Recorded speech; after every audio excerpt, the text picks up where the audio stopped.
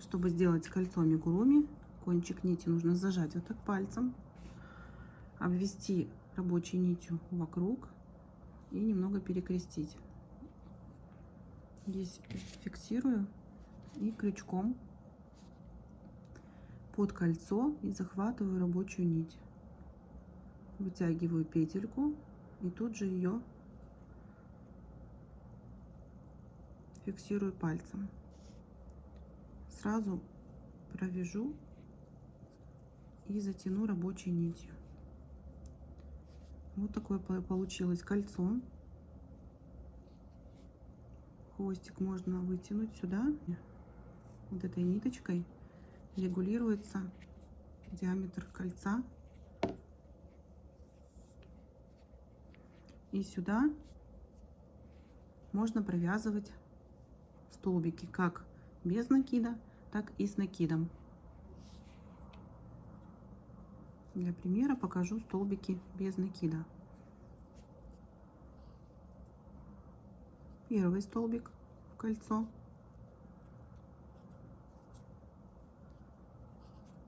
Второй столбик в кольцо.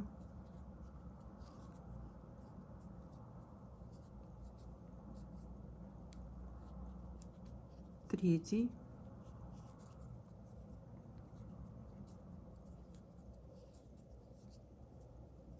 Четвертый. Чтобы было удобно, можно немного затянуть.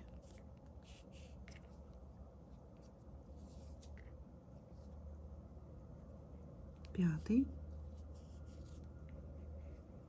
Шестой. Далее затягиваем.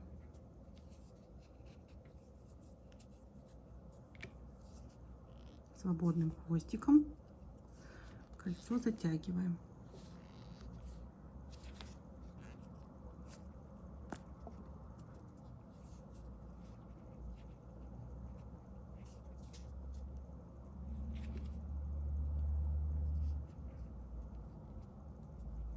Далее можно приступать к вязанию полотна по кругу, например, по спирали. Чтобы вязать по спирали, подъемные петли делать не нужно, можно сразу переходить к вязанию. Вводим крючок под косичку.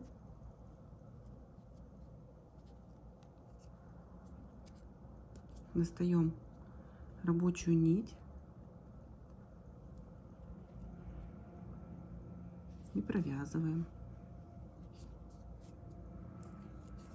Хвостик можно располагать вдоль этих косичек, чтобы его вязать в полотно, чтобы потом не прятать.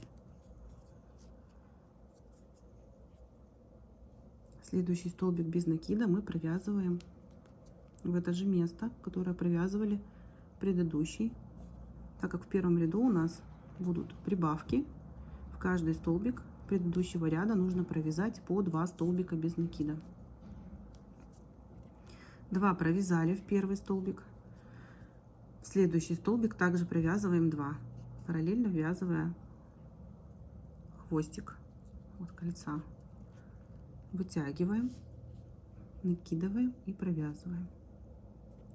Следующий столбик сюда же. Вводим крючок, вытягиваем и провязываем. Следующий столбик. Достаем рабочую нить крючком, вытягиваем. Обратите внимание на высоту столбика. Столбик должен быть высотой параллельно вот этой петле на крючке. Примерно это выглядит вот так. Тогда столбики получаются красивыми.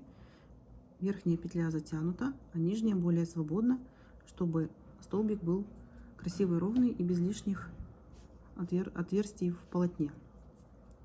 Провязываем. Следующий вытягиваем под этот же столбик. Провязываем. Если постоянно следить за высотой столбиков, чтобы она была одинаковой, тогда все столбики в ряду будут одинаковые, и это в полотне очень красиво смотрится. Опять же 2 провязали.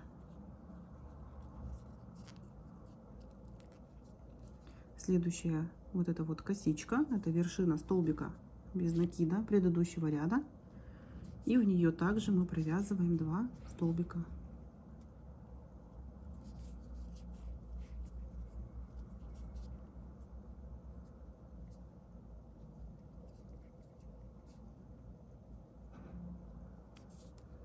И следующий провязываем также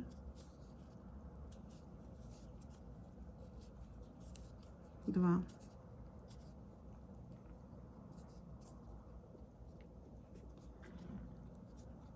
В итоге в общей сложности у нас провязано 12 столбиков без накида.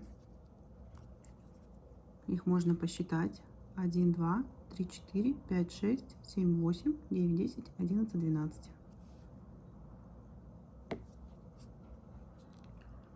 Вот эта косичка, это столбик, провязанный первым вот сюда. Первая прибавка, первый столбик, и это его вершина. Это у нас будет начало следующего ряда. Далее я буду пользоваться маркером, чтобы обозначать начало ряда. Следующий ряд я начну также с прибавки. Под эту первую косичку я провяжу 2 столбика без накида. В первый я поставлю маркер.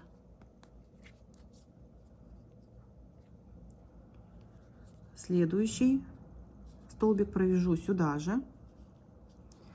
А дальше в каждый столбик я буду вязать, чередуя прибавку, одиночный столбик, прибавку, одиночный столбик. Прибавку провязала. Следующий столбик я провяжу 1 столбик без накида.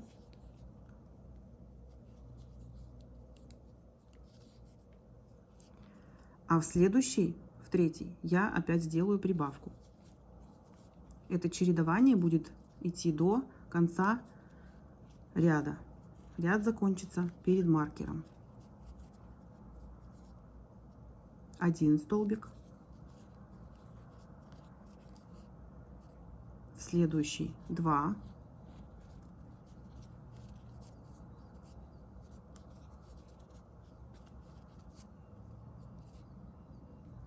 один столбик, следующий 2.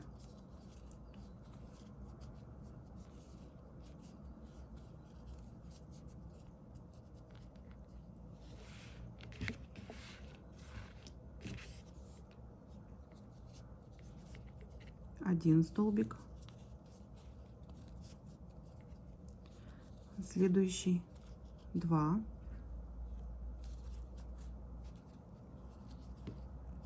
один столбик, следующий 2.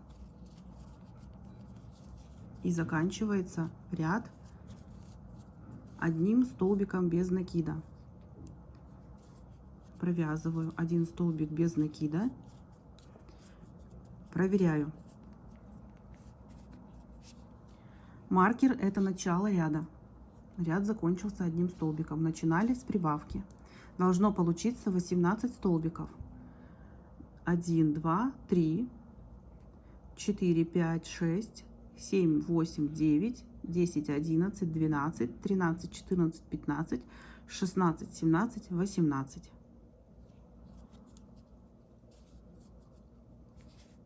Снимаю маркер. Пожалуй, хвостик я уже отрежу. Достаточно он вязан и из серединки не выскочит. Маркер я поставлю в следующий столбик. Провяжу столбик без накида 1 и поставлю сюда маркер. В этом ряду мы будем чередовать прибавки со столбиками без прибавок. Сейчас подробно объясню. Провязали мы первый столбик и поставили маркер. В предыдущем ряду в этом месте у нас прибавка, то есть провязано 2 столбика в 1. И здесь прибавку я делать не буду. Провяжу сюда столбик и сюда столбик по одному, а прибавку я сделаю вот сюда, где у нас был одиночный столбик.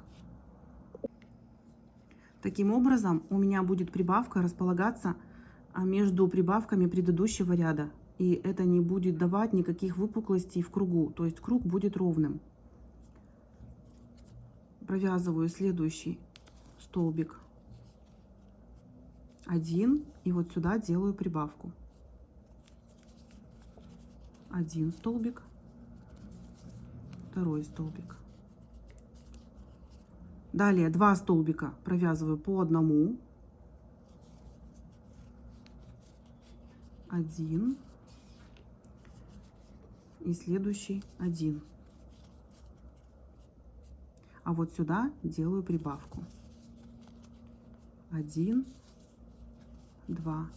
И до конца ряда я провязываю 2 столбика по одному, столбик с прибавкой, 2 по одному, столбик с прибавкой. И закончу вот в этом месте столбиками с прибавкой. То есть сюда провяжу 2, и на этом закончится третий ряд.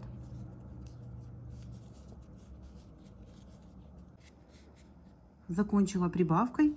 Проверю, у меня должно 24 столбика получиться. 1, 2, 3, 4, 5, 6, 7, 8, 9, 10, 11, 12, 13, 14, 15, 16, 17, 18, 19, 20, 21, 22, 23, 24. Таким образом, получается, что в каждом ряду у нас будет прибавляться по 6 столбиков. То есть мы начали с 6, дальше у нас было 12, когда мы сделали в каждой прибавку. В следующем ряду у нас было 18 столбиков и далее 24. В следующем ряду будет 30 столбиков, потом 36, 42 и так далее. В каждом ряду прибавляется по 6 столбиков. Прибавки распределяются между прибавками предыдущего ряда. Я не работаю ни по каким схемам, не вяжу. Я делаю прибавки, стараюсь их распределять ровно посерединке между предыдущими прибавками. Даже когда у меня в ряду уже, например, будет между прибавками 5 столбиков, да, то есть я, значит, это расстояние делю пополам, и примерно в этом месте я делаю прибавку. И так каждый ряд. В следующем ряду будет 3 столбика между прибавками. Я провяжу вот здесь начинается без прибавки, прибавка, да, то есть у меня между прибавками 2 столбика. Как я сделаю? Я провяжу вот сюда 1 столбик, сейчас провяжу, далее я сделаю прибавку, провяжу 1, 2, 3, сделаю прибавку, 1, 2, 3, сделаю прибавку, 1, 2, 3, сделаю прибавку. То есть в этом ряду у меня прибавки будут располагаться перед прибавками предыдущего ряда. А в 4-м ряду, сейчас я провяжу вот следующий ряд и покажу, как я в 4-м ряду распределю. Провязываю 1 столбик, ставлю маркер. Напоминаю, что здесь у нас между прибавками будет 3 столбика. 1 я провязала. Теперь я делаю прибавку. Делаю ее здесь, чтобы избежать прибавку над прибавкой. Сделала прибавку, теперь мне нужно провязать 3 столбика без накида. 1, 2, 3. И сюда сделать следующую прибавку. И так далее я буду вязать до конца ряда. В конце у меня будет 2 одиночных столбика, так как между прибавками 3. 1 я уже провязала, 3 минус 1 остается 2, то есть между первой прибавкой и последней у меня будет провязано 3 столбика также. То есть я закончу вот здесь прибавкой, 1, 1 провяжу. Заканчиваю круг и провязываю 1, 1. Все, круг я закончила. Ряд очередной. Значит, снимаю маркер и смотрю. В следующем ряду у меня между прибавками должно быть 4 столбика. Я хочу распределить их так. Провязать сюда сейчас прибавку сразу.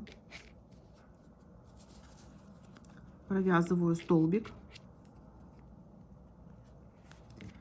И сюда же еще 1 столбик. Вот моя первая прибавка. Далее у меня между прибавками будет 4 столбика. 1, 2, 3, 4.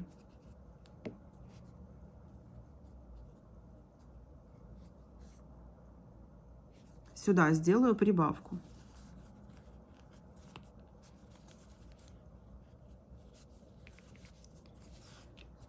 Получается, прибавка не идет над прибавкой.